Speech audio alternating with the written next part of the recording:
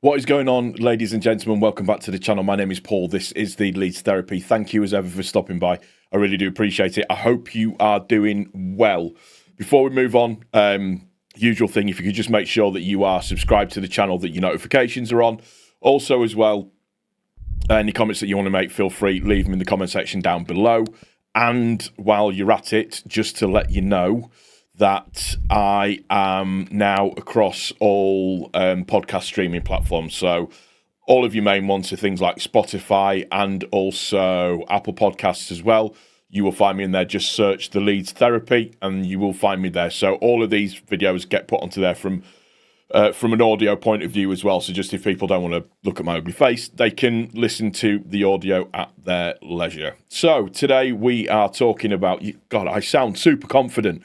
Today we are talking about the game tomorrow between Leeds and Nottingham Forest at the City Ground. Kickoff is at 2 p.m.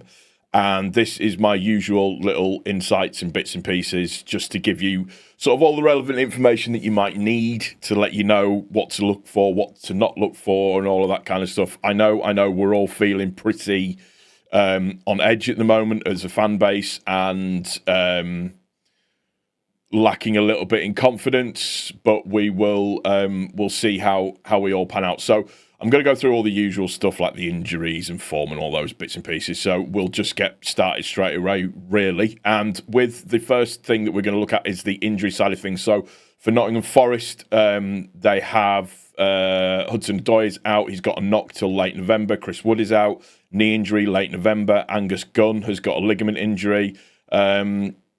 Aina is hamstring injury early January next year.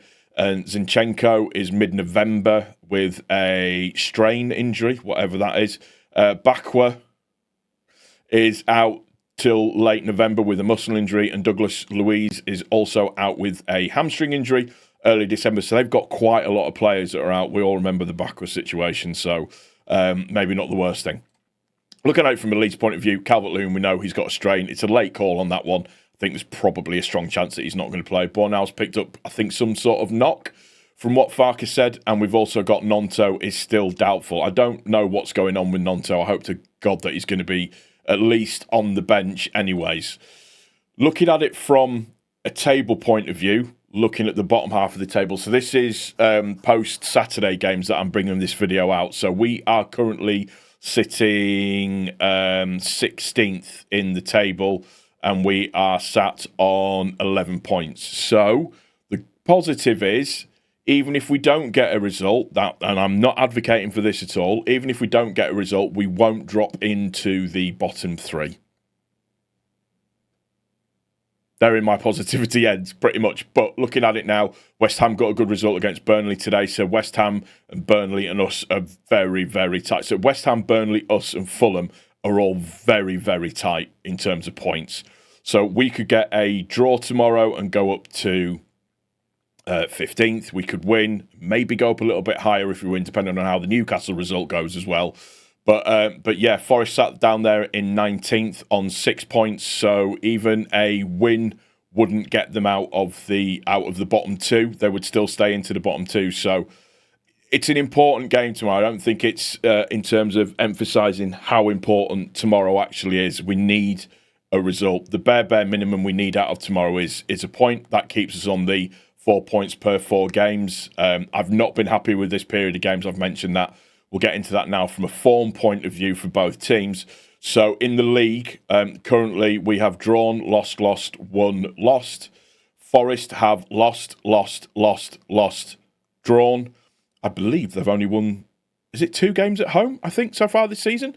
So yeah, our away form isn't great at the moment. Their away form isn't great at the moment. But, I mean, you look at that down at the bottom half of the table. I mean, that's bar Burnley, who got the 2 wins in there to lift them up a lot higher. That's a terrible set of results for everybody. Obviously, Wolves are doing the worst at the moment, but Forest are having a real bad time of it as well, as are all the teams that are down there. It's stressful. We always said it was going to be that way. It was always going to be difficult, but, you know, we are where we are.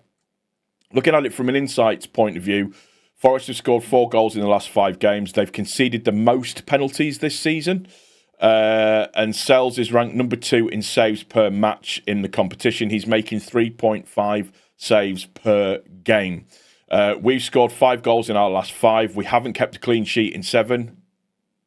And we've won the previous 2 matches against Nottingham Forest. Well, there's a curse for you, but that's from an insight point of view. That's kind of where we're at with everything.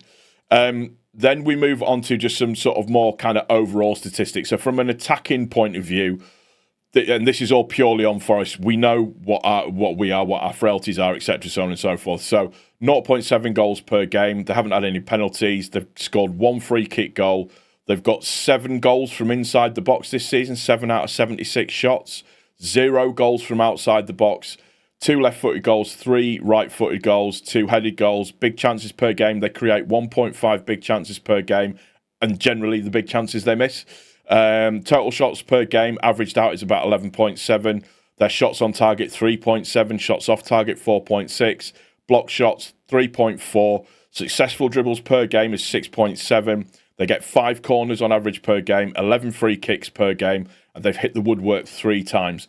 They've counter-attacked 13 times in the 10 games that they've played so far this season. So that's pretty much telling me that they counter-attack once every game, which is weird. From a passes point of view, possessional statistics, 53.2%. They're averaging at 401 accurate passes. They're sitting at an average of about 84%, 85%. Accuracy in their own half is 91.7%. Accuracy in opposition half is 73.9%. So that's telling me that it kind of falls down a little bit when they're attacking. Accurate long balls is 48.4%. Accurate crosses, their crosses is only 17.6% in terms of accuracy. Then when you look at it from a defending point of view, no clean sheets this season. 1.9 goals per game conceded. They do 15 tackles per game.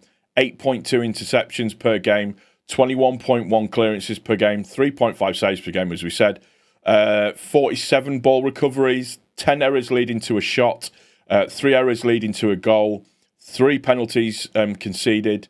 They've conceded all 3 of the penalties as well, 1 clearance off the line and 1 last man tackle. From another statistics point of view, so the kind of like the final bits and pieces, if you like, they have won 49% of their duels. So ground duels, that makes pretty much 50%, and aerial duels, 48.4%. Possession lost per game, 128.5 times per game, they're losing possession. They concede 19 throw-ins per game. They concede 7 goal kicks per game. Offside, 1.1. Fouls per game, 11. About 2 yellow cards a game, and they haven't had any red card yet at all. So it tells me that's a team that's lacking in confidence. It tells me that that's a team that is struggling at the moment. Their position would suggest that as well. Obviously, with Big Ange in and then gone, they've now got new manager in, Sean Dyche, Brexit football. It'll probably be the thing that keeps them up. Do I think it's a bit of a false position for Forest? Yeah, I think so, with the players that they've got in there, but they bought a hell of a lot of players over the summer period, and sometimes it can be quite difficult for that number of players to gel over such a short period of time. Looking at their probable starting lineup, so you've got Sellers that's going to be in goal, Williams, Murillo, Milenkovic, Savona as their back 4. Have Anderson and Yates in midfield, and then you'll have Ndai, Gibbs-White in the centre, and Hutchinson on the right-hand side, and Igor. It's either going to be Jesus or Jesus, so it's Igor, Jesus. Overall, that's what their starting lineup is going to be. It's a 4-2-3-1. Anybody recognise that formation? That's pretty much pertained to what they played in the last game overall. It'll be interesting to see if they line up like that as well, if they go do something a little bit different, but that's just based off of the general statistics that you can pull together. Their 2 top-rated players within the team have been Williams and Anderson. Williams has an overall score of 7. Anderson has a score of 7.3 overall. Now, my probable lineup for Leeds on game day.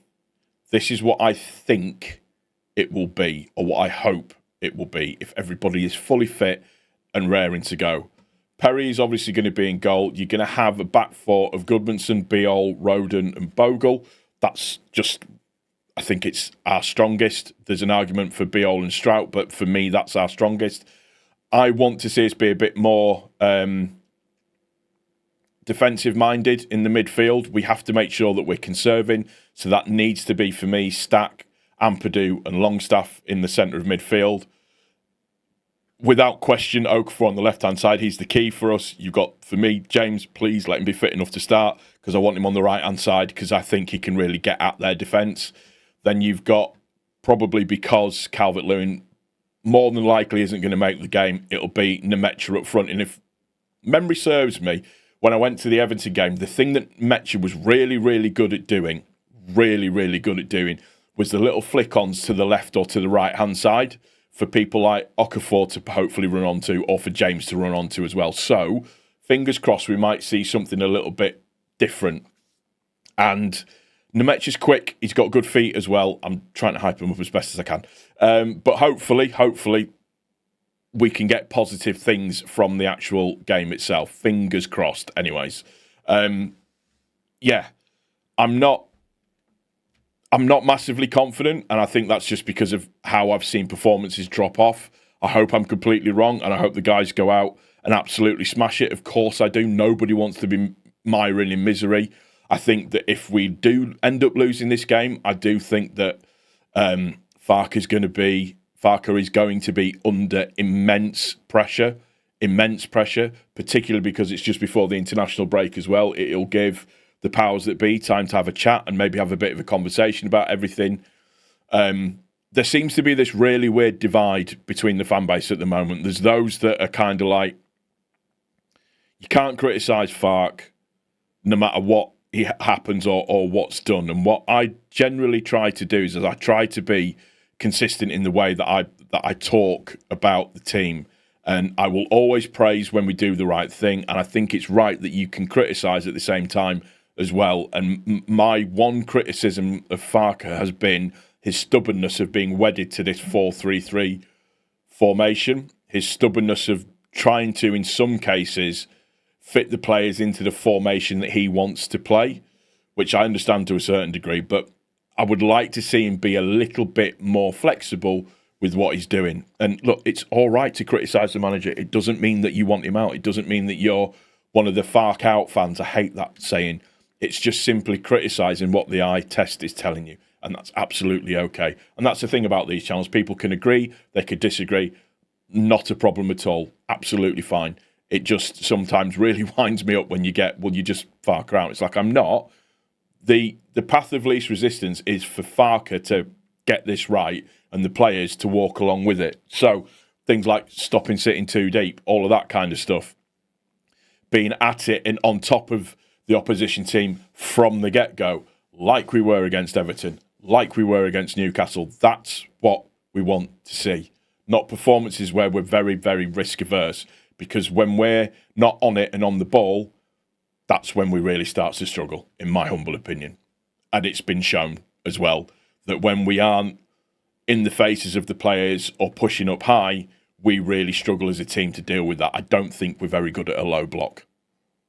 I could be wrong, but that's just my overall opinion. So, yeah, that's going to do it for this one. Let me know what you think in the comment section down below. If you've enjoyed the video, please do not forget to like said video for me. Comment your thoughts, whatever you want to say. And, yeah, hopefully, fingers crossed, I'm coming to you tomorrow a little bit more positive about the world in general as we move into what feels like the 700th international break of the season. Take care of each other. Most importantly, take care of yourself. I'll see you on the next one. Cheers.